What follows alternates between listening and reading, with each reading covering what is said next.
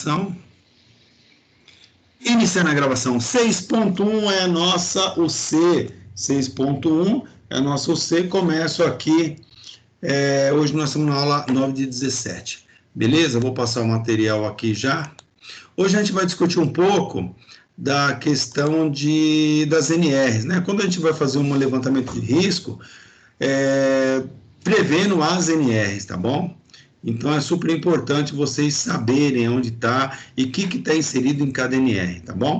Então, a gente chama de diagnóstico de atendimento às NRs, tá? O que são diagnóstico de atendimento às NR? Esse é um trabalho feito pelo Laércio Ribeiro, engenheiro de segurança, tá? Então, diagnóstico de atendimento à NR. Então, acho que eu já cansei de falar para vocês que quando vocês começarem a trabalhar na área de segurança do trabalho, é importante que, primeiro, vocês conheçam as NRs e ver cada NR o que a gente consegue fazer dentro da empresa. Então, eu tenho todas as NRs, eu conheço as NRs, e eu vou ver cada uma que se aplica no meu segmento, tá bom? Então, isso aqui que eu estou fazendo aqui é como se fosse um checklist, né, de NR, que a gente chama de checklist e verificação de atendimento aos requisitos legais trabalhistas. O que são requisitos legais trabalhistas? Eles estão previstos lá na CLT, tá? E a CLT, por sua vez, ela espelha nas NRs. Então, tudo que está lá na CLT, principalmente falando de segurança do trabalho, lógico, tem uma NR completa que fala sobre o assunto. Então, nós estamos aqui, né? Verificação de atendimento aos requisitos legais. O que são requisitos legais? São atendimento à legislação. Então, quando você conhece a legislação, quando você conhece a CLT, quando você conhece as NRs, lógico que você sabe as medidas de segurança e por aí vai ficar muito mais fácil. Então, eu tenho aqui um checklist, um modelo, nós temos aqui a parte introdutória, que é o nome da empresa, endereço, tal, umas informações, né, básicas da empresa, né, que aí, como você está lá, não precisa colocar contato, telefone, nada, você só coloca o nome da empresa, CNPJ e por aí vai. O quadro 1 da NR4, por quê? Nós estamos falando de SESMIT, nós estamos falando de segurança do trabalho, então, o Código da Atividade, o CNAE, Classificação Nacional da Atividade Econômica. A Classificação Nacional da Atividade Econômica, eu coloco aqui no código, atividade, o grau de risco e o número de empregado. Para que isso? Para mim dimensionar o SESMIT.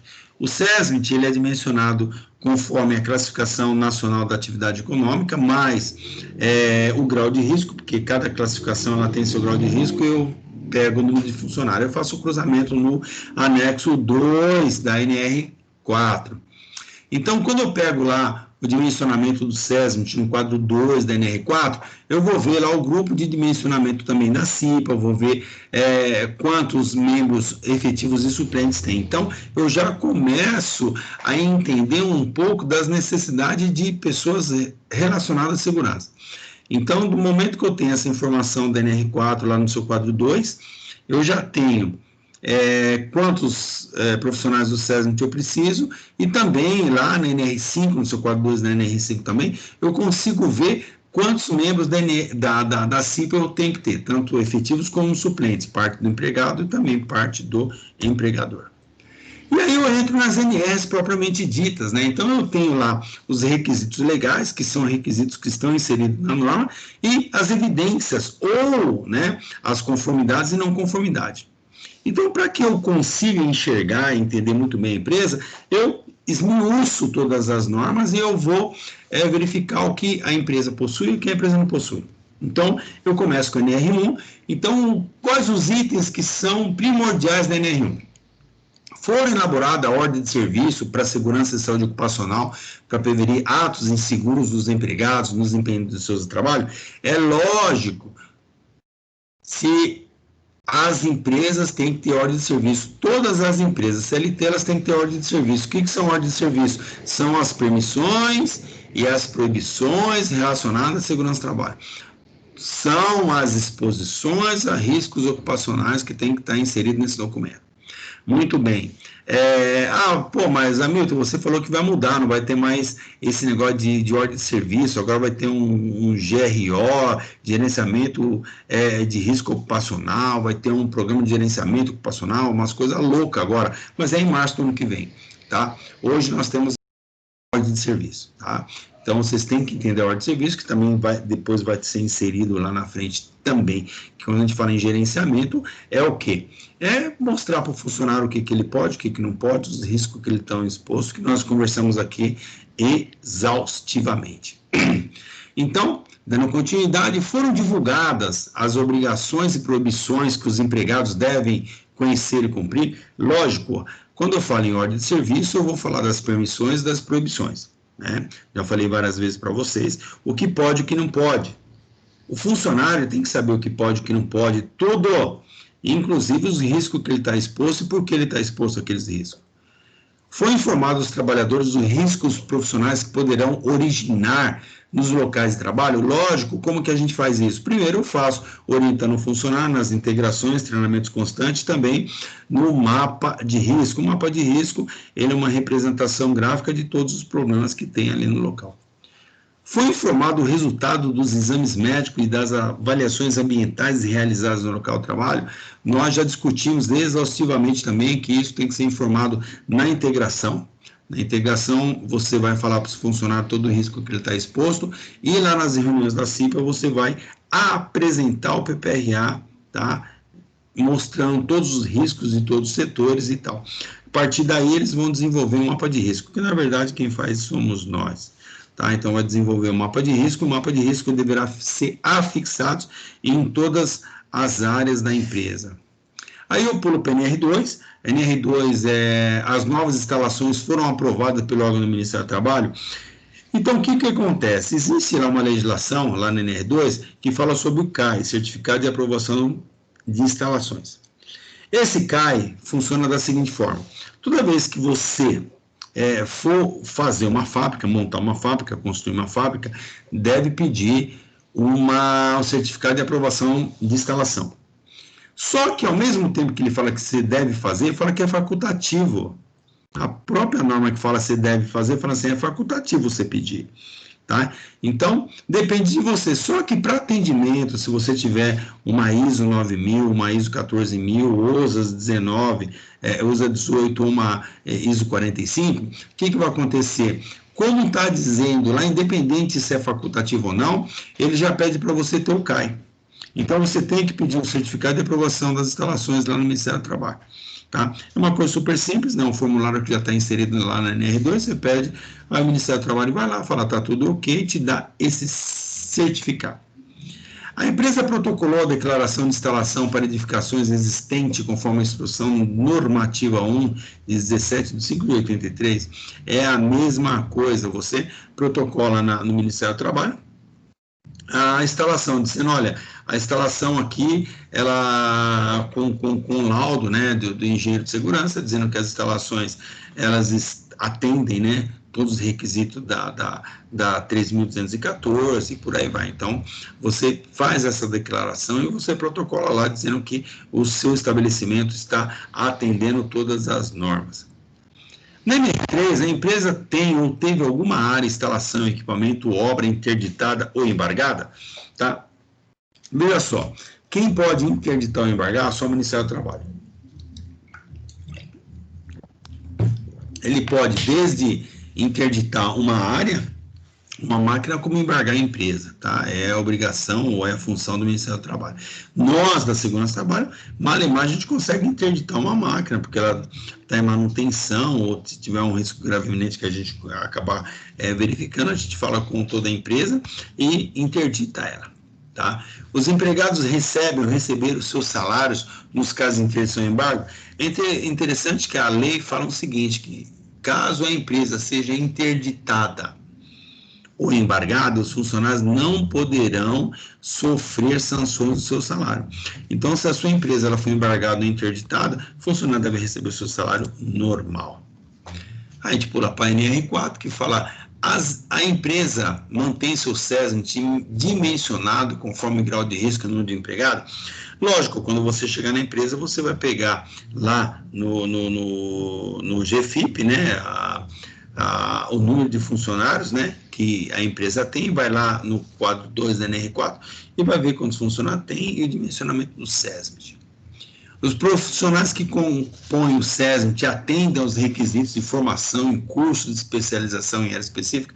É importante o seguinte, eu já peguei um caso que a menina era atendente de enfermagem e ela entrou numa empresa como enfermeira do trabalho. Olha a discrepância, a empresa não verificou isso, tá? Por quê? Ah, mas é enfermeira, porque as pessoas têm o hábito de chamar as pessoas que trabalham no hospital, né, independente do seu cargo, ou é enfermeira ou é médica.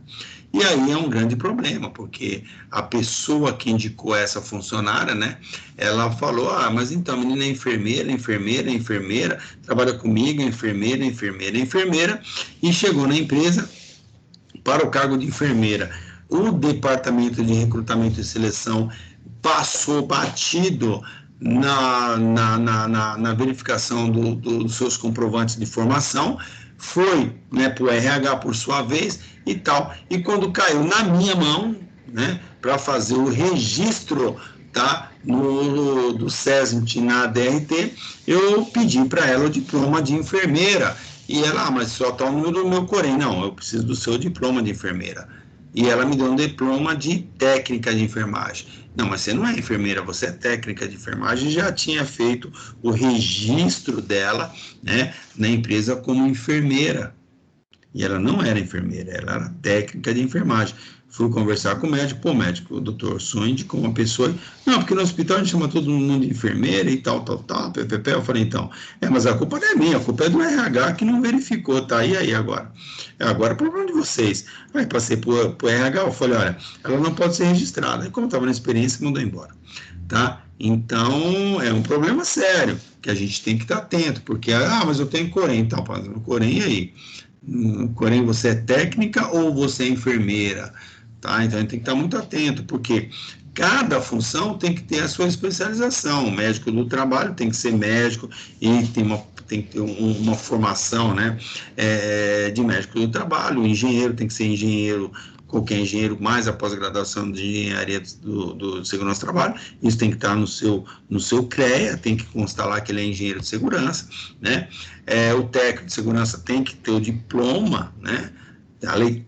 A carteirinha tem que ter o diploma, a enfermeira tem que ter o curso de enfermagem, padrão mais a enfermagem do trabalho, e a técnica tem que ser técnica de enfermagem do trabalho. Tá? Então, cada um desses aí tem seus documentos respectivos, você tem que tomar cuidado na hora de pegar esses documentos, porque a seleção passou batido, e aí eu verifiquei isso, falei, mas tem coisa errada, e não registramos a menina como enfermeira, tá? Mandamos embora. Os profissionais do SESMIT são funcionários para as empresas que se enquadram no quadro 2 da ANR, então, precisa esse número, não precisa, como é que é? Tem empresa que fala, eu quero ter bastante engenheiro de segurança, bastante técnico, bastante médico, aí não tem problema, o que tiver mais não tem problema. Os profissionais do SESMIT dedicam-se exclusivamente às atividades de segurança. É importante que muitas empresas façam o seguinte, ela pega um supervisor de alguma coisa, que ele tem um curso de segurança do trabalho e coloca no monte. Não, isso não pode, né? Isso aí, mas o cara ele é engenheiro da produção, é um engenheiro mecânico, um engenheiro da manutenção, mas ele tem uma pós-graduação em segurança do trabalho. Põe o cara aí também, então, como faz parte do SESMIT. Também não pode, né? Porque ele tem que ter um horário de trabalho exclusivo para isso. Tem sido feita análise documentada dos acidentes ocorridos, descrevendo o acidente, doenças ocupacionais, fatores ambientais, características de agente, condições do empregado, etc. Isso é importante, quando a gente vai fazer uma investigação de acidente, nós temos um relatório, a gente tem que colocar todas as informações. Isso é obrigação do SESMIT. Os profissionais do SESMIT têm registrado mensalmente os dados atualizados dos acidentes de trabalho, doenças ocupacionais e agentes de insalubridades, preenchendo no mínimo os quadros 3, 4, 5 e 6 da NR4. Lógico, nós, a segurança do trabalho, nós temos que preencher. Então, o que a gente faz? A gente já tem uma planilha, joga todas essas informações, né, uma planilha Excel, no final do ano ela dá o resultado e a gente fecha o ano. A empresa tem enviado anualmente os quadros citados na pergunta anterior. O problema é o seguinte, antigamente a gente tinha que entregar até dia 31 de janeiro, né, esses quadros 3, 4, 5, 6 lá, protocolar no Ministério do Trabalho. Hoje não precisa mais, hoje é só você fazer e deixar guardado. São mantidos o registro do SESMIT por um período mínimo de 5 anos, quando aplicável. A gente acaba mantendo esses registros aí por muito tempo, né, acidentes e tal, tudo que a gente tiver, a gente guarda lá por bastante tempo, pelo menos 20 anos. O SESMIT foi registrado no órgão regional do Ministério do Trabalho. É importante que se você for entrar numa empresa, né, eu sou técnico de segurança, entrou na empresa, você tem que registrar, porque você é o SESMIT da empresa. Então, você tem que ir lá no Ministério do Trabalho, levar toda a documentação, fazer um requerimento, e da entrada do Ministério do Trabalho, ele vai te dar um documento de SESMIT. Então, ele vai te dar um documento dizendo, olha, a empresa X, ela tem um SESMIT, e o SESMIT é composto por tal pessoa, que nem no caso da fábrica, ela só tem eu, então só tem meu nome, tá? A empresa, aí vem a NR5, a empresa constitui CIPA, né? Então, como que eu vou saber a CIPA? Indo lá no quadro também 2 da NR5, verificar se há necessidade ou não. Não tem necessidade de CIPA, mas eu tenho que ter um funcionário treinado para as atividades da CIPA. Caso a empresa não se enquadre no quadro 1, foi designado alguém. Quando eu falo designado alguém, gente, presta muita atenção. Presta muita atenção no que eu vou falar. Quando falar designado alguém, o que é designado alguém? Eu tenho que fazer uma carta de designação. Não é só você falar o Zé é o... Não. Eu tenho que fazer uma carta dizendo a empresa tal, designa o fulano de tal como responsável em cumprimento dos objetivos da NR5, artigo pereré, papapá. Eu tenho que ter um documento assinado pela empresa, documento assinado pelo funcionário, treinamento e por aí vai, tá? Não é só o designado é o Zé, não é eu que falo. Tem que fazer uma carta, entendeu? Tem que formalizar isso. Após a posse dos novos membros da CIPA, foi protocolizado, não protocola mais no Ministério do Trabalho, a gente faz todo o processo e deixa guardado, tá? A CIPA elaborou o mapa de risco, então o mapa de risco é obrigação da CIPA, mas a gente sempre orienta e ensina a CIPA a fazer, né? A gente está lá para compartilhar. A CIPA elaborou o plano de trabalho que possibilite a ação preventiva, então a gente vai verificar até nós da Segurança do Trabalho para ver se eles, o que vocês vão fazer, qual o plano de trabalho que vocês têm para a sua gestão. É importante saber disso. A CIPA tem promovido junto ao SESMIT, a CIPAT, é lógico, a gente já deixa tudo programado, mas a gente passa para a CIPA correr atrás, né? Para a CIPA começar a se envolver também, para fazer uma CIPAT bacana. A CIPA mantém as atas de reuniões assinadas, é importante ter, normalmente a gente faz o quê? Tá? Hoje, com tudo tecnologia, eu particularmente, eu abro um computador na sala de treinamento, né? Onde estou fazendo a reunião da CIPA, eu abro a ata anterior, leio a ata anterior, incluo o que tiver que incluir, pipipi, popopó, os presentes, quem tiver eu já escrevo na frente, falta, dou um Ctrl+P e imprimo aqui, todo mundo já assina e está pronto. 3 minutos já está tudo pronto, entendeu? Não precisou fazer para outra reunião assinar, ixi, aí é um pereré, tá? A CIPA, após a ocorrência de acidentes graves ou fatais, são realizadas reunião extraordinária. A lei fala que toda vez que tiver um acidente, tem que ter uma reunião extraordinária para discutir aquele acidente. Caso ocorra a substituição de algum membro da CIPA, fez a comunicação no Ministério do Trabalho? Hoje a gente não faz mais, tá? Hoje a gente não tem que formar o Ministério do Trabalho, a gente só faz a alteração, né? Um documento interno e deixa lá guardado na pasta do processo. Os membros da CIPA participaram de um programa de treinamento? Lógico. Então, tem que ter um treinamento de 20 horas que a gente tem que fazer o treinamento, esmiuçar o que foi dado cada dia, entendeu? Todas as informações. O documento relativo à eleição da CIPA são retidos pelo menos 5 anos, a gente guarda tudo, inclusive as cédulas, tá? As cédulas que são consideradas que a galera votou, né, que seriam as efetivas, as em branco, as que nós entendemos que foram canceladas, tal, tudo isso coloca no pacotinho, o que sobrou joga fora, mas essas tem que constar lá, porque se por um acaso alguém quiser fazer uma nova contagem, o Ministério do Trabalho chegar lá e quiser fazer uma contagem, que por um motivo de impugnação, a gente tem todas elas ali registradas, então a gente guarda todas, tá? Todas as efetivas, que seriam as voltadas, as em brancos e as que tem alguma situação que nós excluímos ela. Caso a empresa tenha em seu site empresas contratadas, ela acompanha o atendimento das NRs, né, ou da segurança do trabalho, lógico. Quando a gente tem na empresa, muitas empresas terceirizadas, o que a gente faz? Na nossa reunião da CIPA, a gente convida todas as empresas e faz um bate-papo, entendeu? Coloca eles envolvidos nos problemas e vamos solucionar. O relatório anual do PCM só foi discutido, então o relatório anual, o departamento médico passa para a CIPA e a CIPA deve conhecer, depois colocar no livro de ata. O PPRA também é a mesma coisa, né, apresentado o PPRA, coloca lá junto no livro de ata.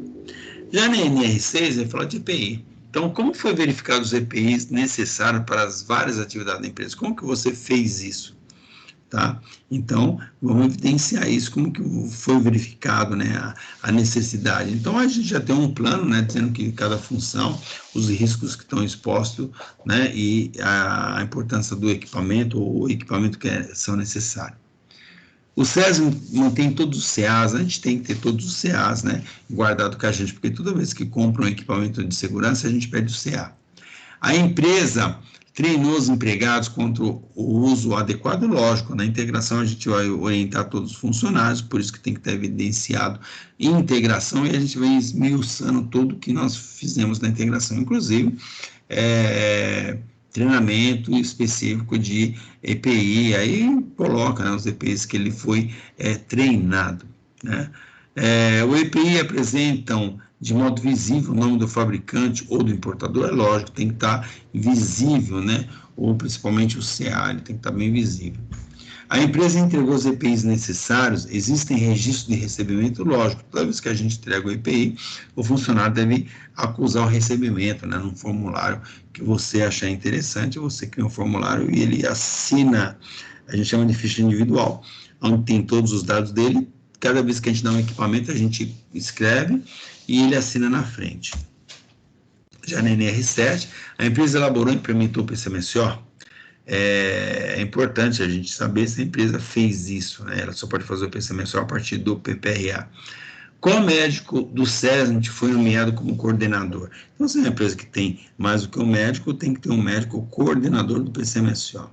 Caso a empresa seja desobrigada de manter um médico no trabalho, um médico do trabalho foi designado como responsável, então não tem um médico na empresa, né? A empresa não tem, porque tem um número de funcionários insuficiente, mas ela contratou uma clínica, aí esse médico dessa clínica que vai ser o responsável, vai ser designado como responsável.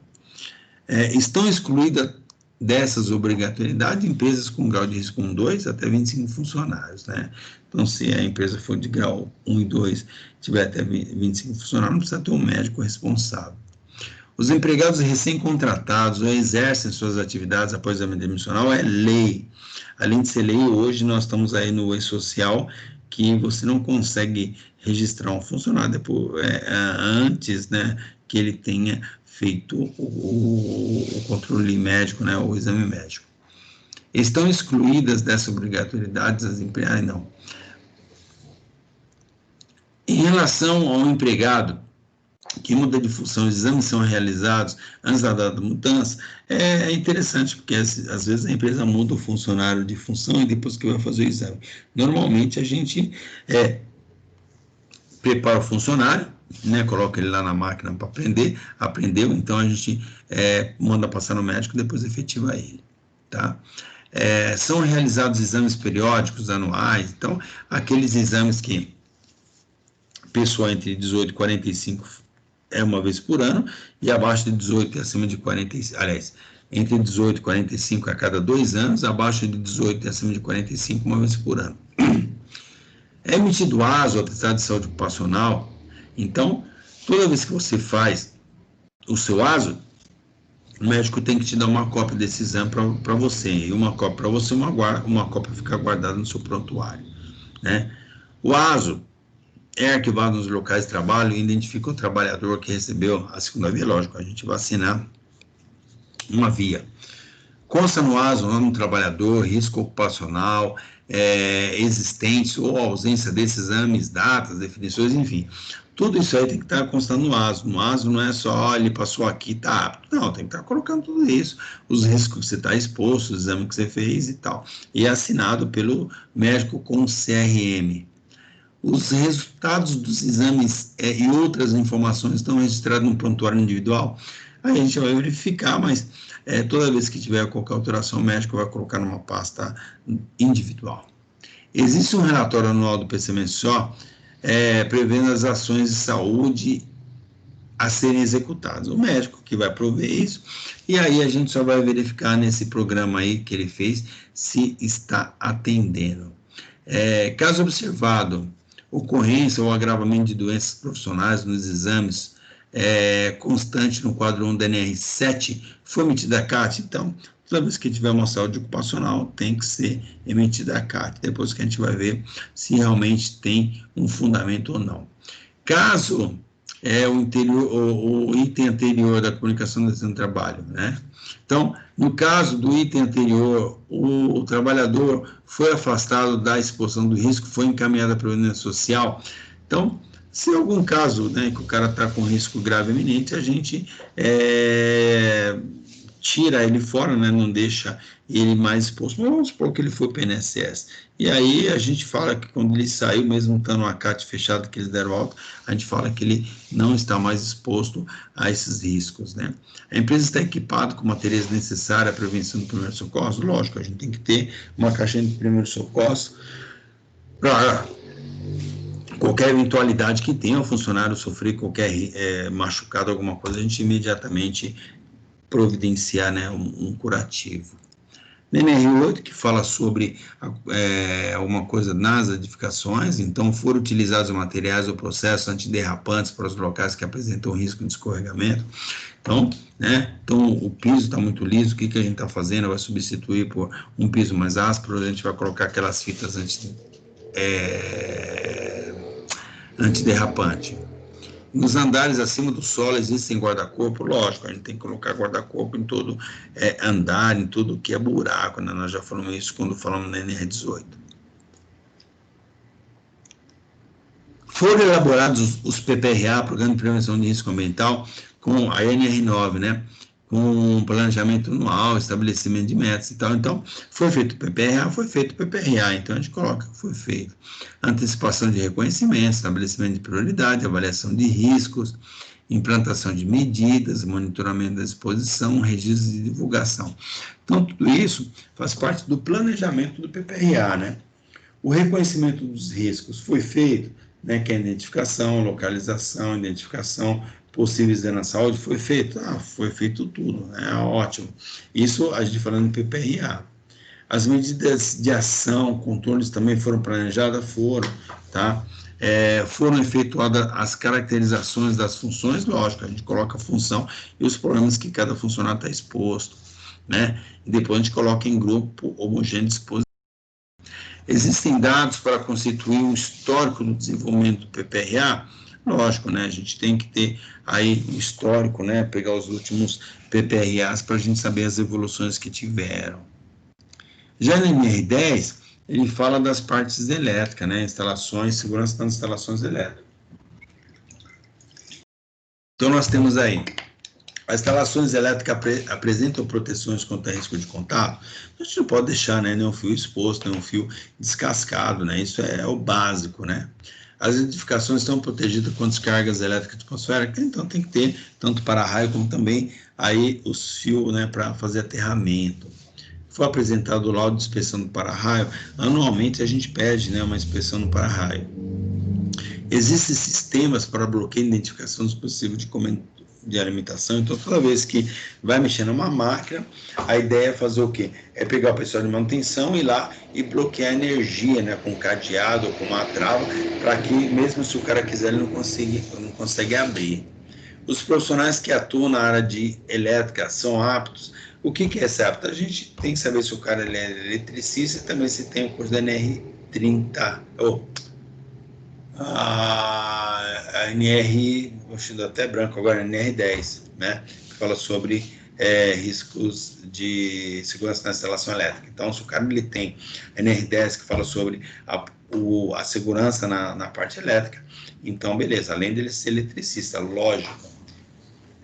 Esses profissionais estão aptos a manusear equipamentos de combate a incêndio? Eu sempre ensino, né? Normalmente eu falo assim, a gente tem que ensinar todo mundo tem que estar afiado nos equipamentos. Então, cada ano você monta uma brigada diferente, a ponto que daqui a pouco todos os seus funcionários eles sabem lidar, né, com equipamento de combate a incêndio, fica muito legal. Os profissionais que atuam em instalações elétricas têm essa situação anotada, e a gente acaba ou dando um broche para ele, ou um bracelete, ou mesmo um capacete, dizendo que ele é da brigada, ele é do primeiro socorros, enfim. A NR11, ele fala de transporte, movimentação, armazenamento, também o manuseio de materiais. Então, primeiro, estão identificados de modo bem visível a carga, isso é importante, né? Você saber, o seu elevador suporta quanto? X, está escrito na porta. Minha empilhadeira suporta X, está escrito na empilhadeira.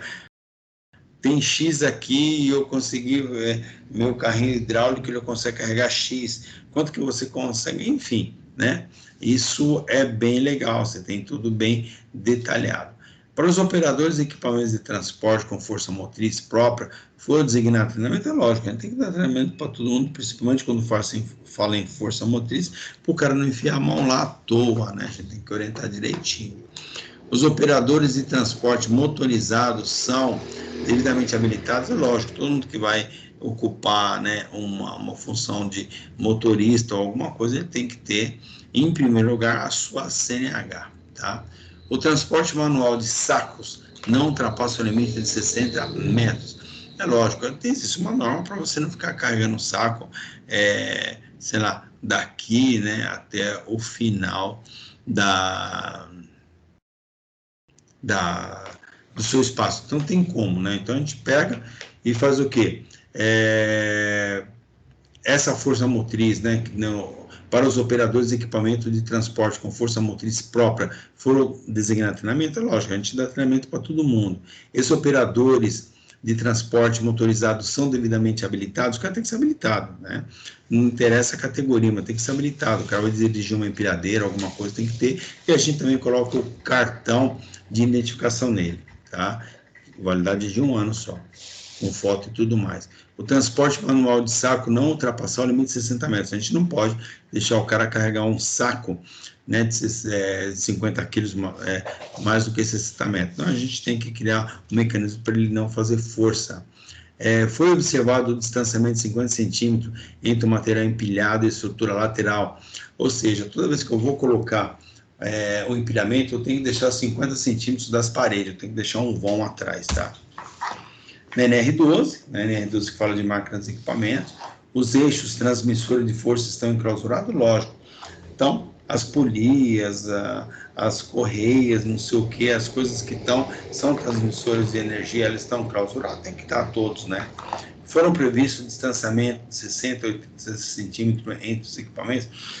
Normalmente a gente distancia, né, um equipamento do outro, até para não fazer com que esse ruído ele se propague para o outro. Então a gente acaba distanciando um pouco.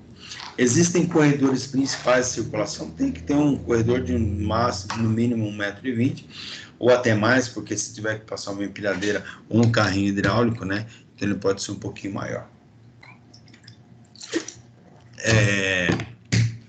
E não pode estar obstruído, lógico, né, senão como que o carro vai passar. Já na NR13, ele fala de caldeiras e vasos de pressão. Então, lá na NR13, nós temos, primeiro, foram apresentados os prontuários, né, da dispersão nas caldeiras. O que é esse prontuário? Cada vaso de pressão ele tem que ter um livro de inspeção. Esse livro de inspeção, toda vez que você pedir para fazer qualquer avaliação neles, ou até mesmo uma medição para saber a espessura da parede e tal, a gente escreve nesse livro que foi feito essa manutenção, tá? Isso chama-se prontuário. A casa de caldeiras dispõe de pelo menos 2 saídas amplas. Então, onde ficam as caldeiras? Às vezes você tem um local, né, destinado para caldeira, então tem que ter aí saídas, né, gigantescas, né, bem abertas. As caldeiras possuem manual de operação, tem que ter um manual de operação que deve ficar junto com ela, né? Os operadores de caldeira possuem certificado, ou seja, eu não vou pegar um cara que nunca trabalhou numa caldeira e colocar lá, então eu preciso pegar um cara que ele é qualificado, né? Foram apresentados os relatórios de inspeção, então quais são os relatórios, né? Os relatórios ficam com a gente, a segurança do trabalho acaba apresentando, se tiver alguma necessidade, para a gente saber que aquela caldeira ou aquele vaso de pressão teve todas as inspeções. Os vasos de pressão apresentam placa de identificação, todo vaso de pressão tem que ter uma plaquinha dizendo a classe que e por aí vai, né, o volume e tal, e quando foi feito essa inspeção. Foram apresentados prontuários e registros de segurança e relatório. É um livro que a gente acaba colocando todas as informações, né, sobre esse vaso de pressão e deixar, né, que seria o prontuário, numa pastinha dentro do arquivo da gente, quando o cara vai, ó, qual que é o vaso de pressão. O vaso de pressão X que a gente identifica, você vai lá e pega todo o kit e entrega para o cara. Foram apresentados prontuários, foram apresentados os relatórios de inspeção, o relatório também está inserido dentro desse prontuário. E caso a empresa disponha do serviço próprio de inspeção e equipamentos, foi devidamente aprovado pelo Inmetro, lógico, quando a gente vai pedir uma empresa que vai nos certificar, a gente tem que ter certeza que ela é homologada, né, ou ela é acreditada por algum órgão de confiança, no caso aí é o Inmetro. A NR14 já fala de fornos, né? Então, os fornos estão adequadamente isolados, instalados de modo a evitar acúmulo de gás nocivo e alta temperatura. Então, é lógico que eu vou verificar o forno. É muito quente, eu sei que é muito quente, mas eu quero saber quem trabalha ali, a roupa que ele trabalha, quanto que tem de calor e por aí vai, né? É lógico que eu vou usar um instrumento para fazer essa avaliação. Os fornos que utilizam combustíveis líquidos e gases têm sistema de proteção contra a explosão? Lógico, toda vez que a gente utiliza inflamável, né, a gente tem uma válvula de segurança, né? Não interessa onde esteja, uma válvula de segurança, porque por qualquer rompimento ele trava. A NR15, né, que foram levantadas situações que podem denotar insalubridade, ruído, calor, radiação ionizante, condições hiperbáricas, radiações não ionizantes, vibrações, frio, umidade, agentes químicos, poeiras, poeiras minerais e também agentes químicos, né? Então, tudo isso está inserido lá na NR15. Já na 16 fala de inflamável, explosivo, né? Então, já te dá o direito a 30%. NR17 que fala da ergonomia, né? Que a empresa realizou a análise ergonômica, tem que fazer o laudo ergonômico, né? Então, tem que fazer anualmente, que é até para a gente poder entender um pouco dos problemas que a empresa tem, né? A NR7, PCM, mas o PCM só eu já falei que ele foi para frente aqui, eu apertei errado.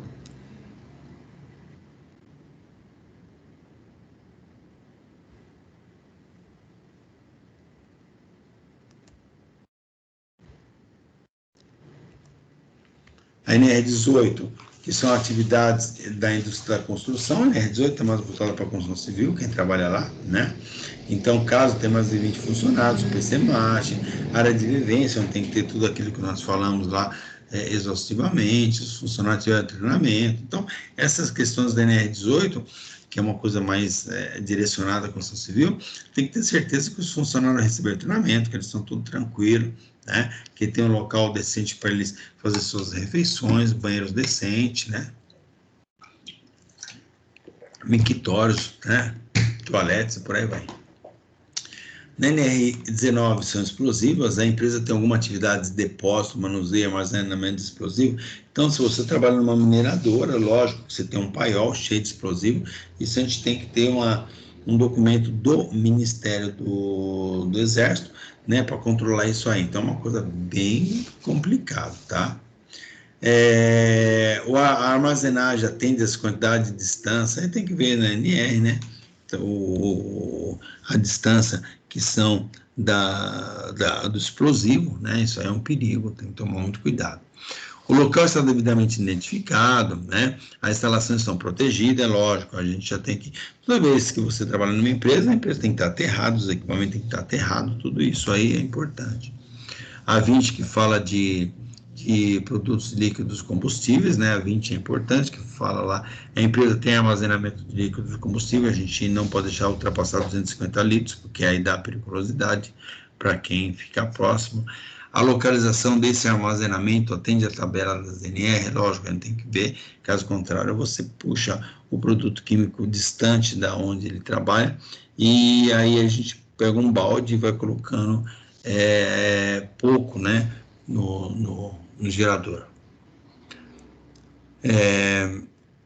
Os tanques de inflamáveis estão aterrados, né? Sempre tem que estar aterrado, né? Eu não posso ter um equipamento que não esteja aterrado.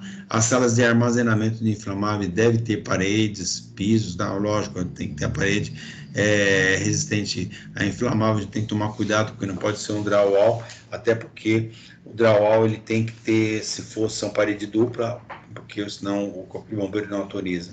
Todo equipamento para manusear líquidos inflamáveis são de prova de explosão, todos tem que ter. Tá, que a gente fala intrínseco, né? Então, desde a luminária que tem que ser intrínseca, a parte de equipamentos como lanterna e tal. Existem fios, terras apropriado no carro transportador e conector a este, antes de efetuar a descarga. Então, quando você vai ver uma descarga aí no posto de gasolina, ele tem um cabo, né, que é para aterrar. Aí, então, ele para o caminhão, primeiro aterra, depois ele abre a boca de visita e faz a transposição do produto. Os recipientes estacionados de GLP apresentam as placas de identificação, lógico, a gente tem que colocar quanto que tem de GLP, se ele está vazio, se está cheio e tal. Os recipientes de GLP, as válvulas conectadas diretamente no recipiente têm pressão de trabalho, então, se tiver alguma válvula, a gente tem que ver se a pressão está correta. Os recipientes de armazenagem de GLP, né, estão instalados de modo a atender o distanciamento exigido pela norma. Então, onde está instalado nessa bateria GLP está seguro, né, tem placas inflamáveis e tal. Os recipientes de armazenagem estão equipados com válvula de segurança. Todos, né, tem que ter hoje, todo posto de gasolina, o camarada for colocar aqui o medidor, então ele tem aí esse aterramento. Tá? Então, tudo tem que estar aterrado. As salas de armazenamento de inflamáveis devem ter paredes, pisos, materiais resistentes a fogo, né? Nós vimos. Todo equipamento para manusear líquidos inflamáveis são a prova de explosão, né? Nós vimos. Existem fio terra apropriado, né? Então a gente já viu também. Os recipientes estacionados de LP apresentam placa de identificação, tem que colocar a plaquinha de identificação. Inflamável, as válvulas conectadas diretamente ao recipiente têm pressão de trabalho compatível, lógico que tem que ter os manômetros, os recipientes de armazenagem estão equipados com válvula de segurança, tudo tem que ter válvula de segurança, porque se tiver um rompimento ela trava, né? Assim como o posto de gasolina, se tiver tal, ele acaba travando. O distanciamento do alambrado atende às distâncias mínimas estabelecidas pela norma, lógico, né? O distanciamento do alambrado para não passar, caso tenha um princípio de incêndio, para o outro lado. Já na NR21, que é trabalho a céu aberto, né? São adotadas medidas de proteção aos trabalhadores com insolação excessiva. Então, o que você faz, né? O que a empresa está fazendo para proteger esses funcionários? As fossas negras estão no mínimo 15 metros do poço, 10 da casa em lugar livre de enchente e a jussante do poço. Ou seja, o que significa tudo isso aí? Então, a fossa séptica, né, a fossa, ela está bem distante do poço artesiano e tal, de uma forma com que, em direção ao que a gente chama lá o lençol freático, a fossa tem que estar acima e o poço abaixo, de uma forma com que o poço, né, pegue a água mais profunda, talvez no segundo, terceiro lençol freático. Na NR23, que fala proteção contra incêndio, a empresa possui proteção contra incêndio, né, como saídas, iluminação e tal, placas. Se não tiver, a gente tem que instalar. As saídas estão devidamente sinalizadas, lógico, toda saída tem que estar sinalizada. As caixas de escada estão providas de porta corta-fogo. Muitas empresas não têm, só tem a escada, não tem a porta corta-fogo. Se a porta corta-fogo existe,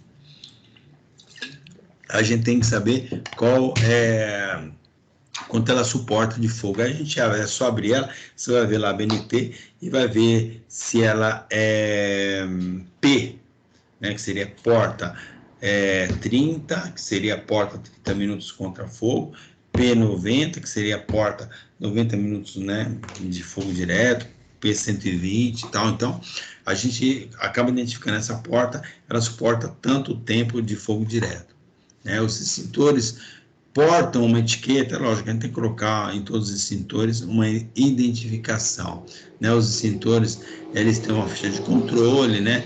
Os locais destinados aos extintores estão sinalizados, a gente acaba sinalizando o que é aquele extintor, né? Para ficar mais fácil para a visualização dos funcionários, além de dar treinamento, falar aquele ali, extintor é tal, aquele é tal, aquele é tal, caso pegue fogo numa classe A é aquele, numa classe B é esse, numa classe C é aquele.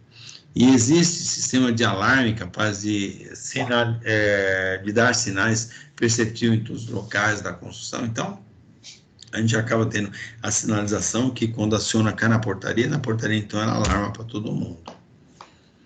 A NR24, que fala condições sanitárias e de conforto nos locais de trabalho. Aí nós temos as instalações sanitárias, né, atende a legislação, né, direitinho, que nós vimos lá, né, em outras apresentações. Quando necessária a troca de roupa, a instalação oferece o vestuário, né? Então, o vestuário, ele tem que dar a condição do camarada se trocar lá dentro. Quando aplicável, os alojamentos atendem aos requisitos específicos da norma, né? Então, atende, beleza. Aí vem a 25, que são resíduos industriais. Os resíduos gasosos são eliminados nos locais de trabalho, de modo a atender a NR15. Então é o seguinte, todo o resíduo da indústria, eu não posso colocar lá fora para a prefeitura levar, eu tenho que fazer como se fosse, né, uma reciclagem.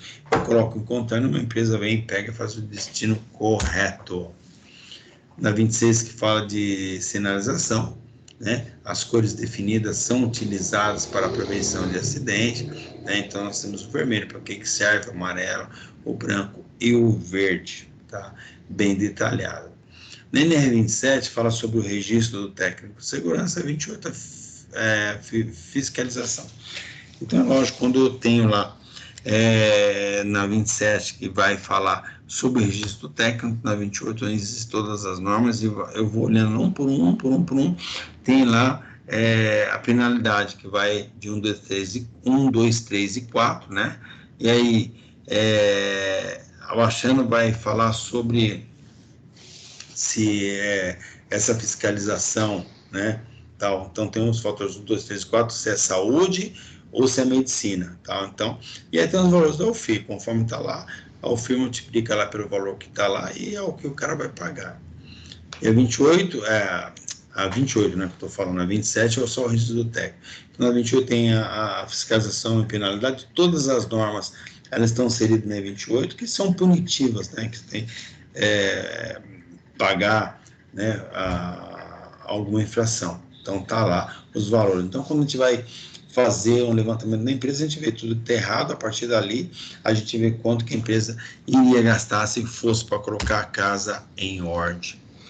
Na 29, segurança no portuário, então tem um monte aí, né, que nós já vimos, desde lá do plano de controle médico, né, do controle de emergência, até as condições sanitárias, né. Então, isso nós já vimos, é super importante para quem for trabalhar no portuário. Na segurança do aquaviário é a mesma coisa, né? Então, a de cada função. A 31, que é a segurança na agricultura, pecuária, tal, também tem as suas particularidades. A 32, que fala no departamento, na saúde, né?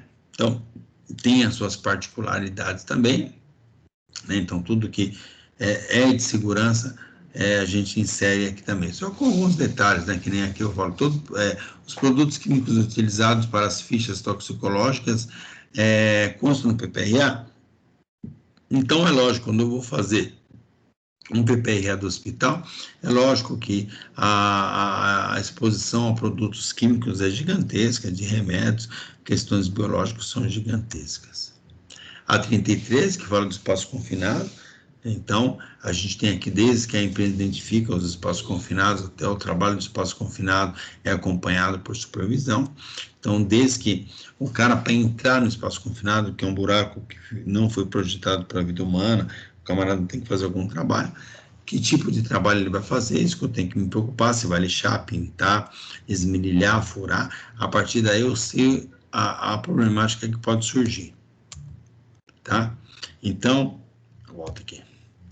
Aí, dentro da NR33, a NR33 é um pouco complexa, né, que fala de espaço confinado, mas é importante vocês entenderem o fundamento, o que é um espaço confinado. É um local onde não foi projetado para convivência humana, né, que as pessoas que ali trabalham, elas têm um risco em potencial e a gente tem que proteger eles. Beleza? É o que eu tinha para falar hoje, né, sobre essa parte que é um diagnóstico de atendimento, né, para vocês começarem a materializar aí a importância de cada NR, que nós também já tínhamos falado, mas eu cismei de bater na tecla a mesma coisa, tá? E aí eu quero saber se vocês têm alguma pergunta ou alguma dúvida sobre o que foi exposto. Alguma pergunta, alguma dúvida do que nós falamos hoje? Professor. Sim. Só uma dúvida. Sim. Quando você comenta da CIPA, tem a quantidade, né, de funcionários que tem que... Dependendo da quantidade de funcionários, você tem que ter a CIPA ou não. E você comentou desse curso de 20 horas. Esse curso tem que ter, independente da quantidade de funcionários? Não, quando tem uma CIPA constituída, é 20. Quando você não tem 20, aí você tem que designar alguém. E esse alguém, você tem que dar um treinamento. Só que é estranho que a lei não fala assim, a lei de treinamento para o designado é 20 horas, né? Então, normalmente, a gente pega e também dá um treinamento de 20 horas para esse único funcionário, tá? Mas ela não está tão clara assim, falou, olha, então o designado deverá ter o mesmo treinamento como se fosse uma comissão. Ele não fala isso, então ele só fala que tem que designar alguém para as atividades da CIPA. Então, nós entendemos que como que o camarada ele vai fazer essas atividades se não tiver treinamento? Então, a gente dá um treinamento para ele, tá? Então, eu tenho um funcionário só. Normalmente, a gente faz o quê? Vai nessas empresas, né, que eles dão curso de CIPA, coloca lá, né, e ele vai fazer um curso de CIPA lá dentro, né, com a empresa. Então, aí você tem até em questão de perda, você não vai disponibilizar de um técnico de segurança ou quantos funcionários for necessário para dar um treinamento de 20 horas, né, para o cara. Você manda, sei lá, no Senai, Senac, que vai ter um curso de CIPA, você manda ele lá, esse designado, o camarada vai fazer o curso, depois você vai com o diploma. E aí você não perde tanto tempo em questão de dinheiro também, tá? Mas eu tenho tempo, tenho tal, tudo bem, você pega o cara, se enfia na sala e dá quantas horas você achar necessário, né? Então, 20 horas é o macro que eles falam de aula, que seria aí, em média, 8 horas, né? 4 horas, né, por dia, né, das 8 a meio-dia, né, então daria aí suas 20 horas na semana, beleza? Mas não tem nada escrito não, tá? A gente entende, né, por definição, que você tem que dar o mesmo treinamento pro cara, né, o cara, ele vai ser só designado, mas porque ele não vai verificar isso, não vai fazer inspeção, mas a gente tem que qualificar ele, entendeu? Então, se der 20 horas, fica perfeito. Tá, beleza? Obrigada. Uhum. Nada, mais alguma coisa? Alguém tem mais alguma pergunta, alguma dúvida? Beleza, galera? Não tem nenhuma pergunta, nenhuma dúvida, eu encerro em gravação aqui, tá? Parei a gravação.